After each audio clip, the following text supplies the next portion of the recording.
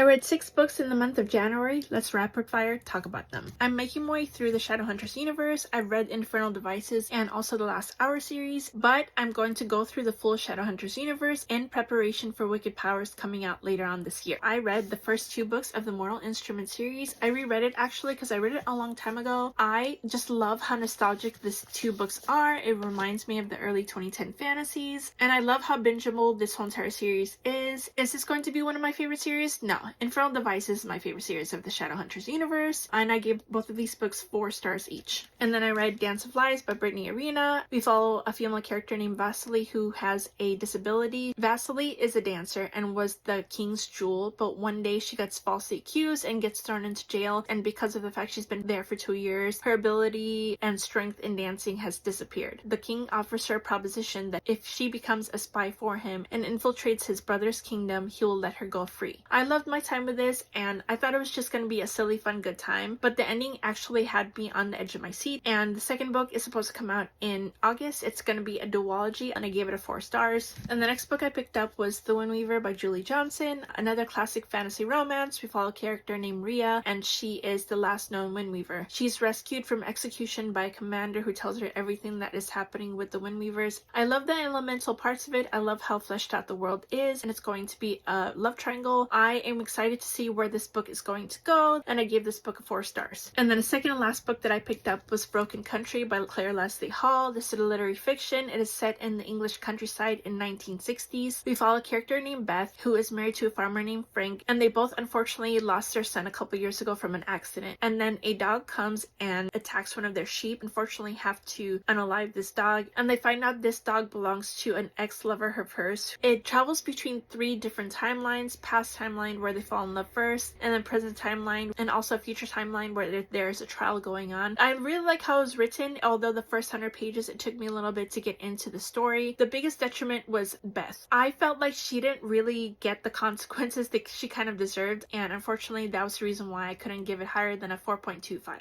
And then the last book I read was In the Veins of Drowning by Callie Cassidy. This follows a character named Imogen, and she is a siren. One day something happens and she has to escape with her life. I love the dark, dreary atmosphere of it. If you love Rachel Gillick's writing, you would love the writing in this book. I gave it a 3.75. Unfortunately, the main reason why was because of the female main character. I just didn't see the depth that she had, but I still highly recommend this book, and I loved the male main character, Theodore. He reminded me of Anthony Bridgerton, and I can't wait to read the duology and to see where the story goes.